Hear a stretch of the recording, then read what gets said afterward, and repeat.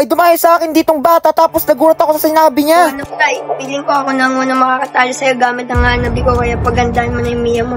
Ikaw na ang makakatalo sa akin? Oo. Pangas ng bata to. Ano ba gamit mong hero? Hanabi. Hanabi?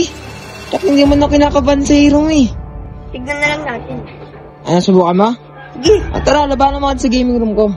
Nag-iisip ka ba kung saan ka magre-recharge? Subukan mo na kaya dito sa Top Up Live. Search mo lang ang Top Up Live tapos nakalagay dito Global Top Up Center. Marami ka dito makikita na mapapag-recharge ang gaya ng mga PUBG, di kaya naman kahit ano pa yan. Hindi na rin ng Genshin. Pero syempre, dito tayo sa Mobile Legends Bang Bang. At saka tingnan nyo naman to, marami ka dito makikita na pwede mga limit. Gaya ng mga 170, ilan pa yung magpera, kahit ilan pa yung gusto may recharge. Hindi kayo dito, tuturuan ko kayo kung paano mag-recharge dito kasi napakadali ng process dito. Napipiliin ko ditong PH. Tapos dito syempre, kapag nakapili ka na dyan kung magkano amount na ilalagay mong recharge. Tapos doon, ilalagay mo na nga pala dito itong ID mo. Tandaan nyo guys dapat tamang-tama yung pagkalagay yung ID kasi kung hindi mag-error talaga yan. At syempre, ilalagay nyo na rin dito ang server ID nyo. At kung makikita nyo dito meron nakalagay na code. Ilagay nyo lang dyan ang code ko na WAN. Ang 1. Kasi guys, kapag nilagay nyo yan, makakakuha nga pala kayo dito ng discount. Diba, sino bang ayaw ng discount, diba? Tsaka talaga makakatipid ka dito, tsaka nakapadala rin ng process. Alam nyo yun, pagka-recharge nyo, darating na kagad sa inyo yung Dayas. Bali, mag-sign up na nga lang pala dyan ng email mo, tapos mag-antay ka na ng ibang code. Dito nga pala, about nga pala sa payment, meron ka pala dyan makikita mga PayPal, GCash, Google Pay, kahit ano pa yan, pero syempre dito tayo sa GCash. Diba nakakuha ko ng 12% off sa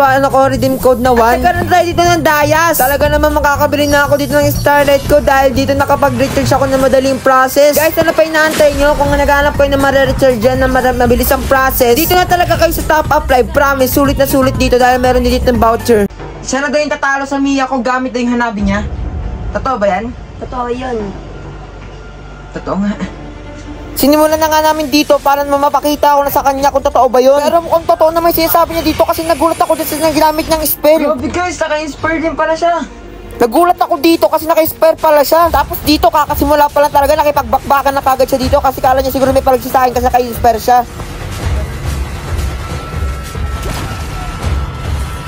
Mukhang namangha talaga dito yung kasama niya dito kasi parang nagulat siya sa damage ko. Hindi ko alam kung ano nakahilat tong batang to. At naisipan niya na dumayo sa akin dito sa gaming room.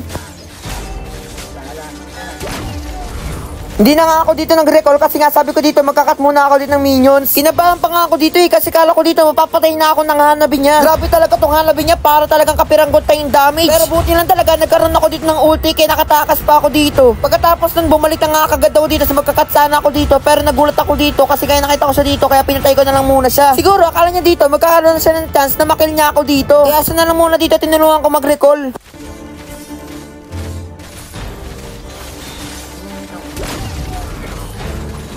Napapangiti na nga lang dito yung kasama niya eh. Dapat kasi nakinig ka sa akin, Totoy, na mag-practice ka muna ng 1 year bago mo kalabanin. Aba, tinitipian pa ako ngayon tutulungan na kita umuwi.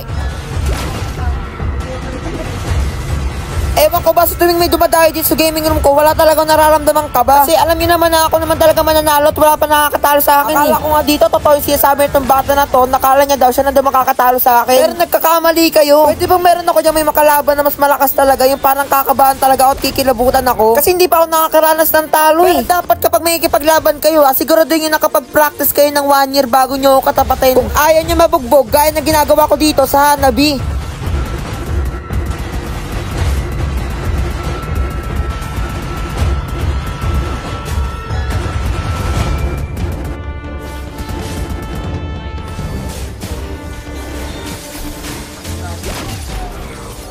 Diba, napapangiti na lang talaga siya sa damage ko. Halos hindi ko na nga siya dito palabasin ng tower niya kasi nga sabi ko dito parang wala talagang takas to sa akin. Kahit na magtago ka pa dyan, hindi mo kakayanin ha. Hindi ko na nga siya dito pinapalabas sa tower niya, pinagdedep ko na lang siya dito ng mga minions eh. Tapos dito, nagpapabawas na lang ako ng damage sa tower. Siguro akala niya dito mapapatay niya na ako. Akala ko pa naman ikaw yung makakatalo sa akin gamit yung Hanabi mo na yan. Sa totoo lang, mas may damage pa talaga yung mga minions niya dito kaysa sa kanya. At wala na siya iba ginawa dito kundi mag-clear na lang ng mga minions. Tapos dito, tingnan niya gagawin ko sa kanya dito at talaga kahit nasa base pa siya dito, papawin ko pa ulit siya, papabalikin nyo ko na siya dito kahit nasa base pa siya. Panoorin nyo at dito talaga yung mapapasabi na hindi talaga ako creation camp.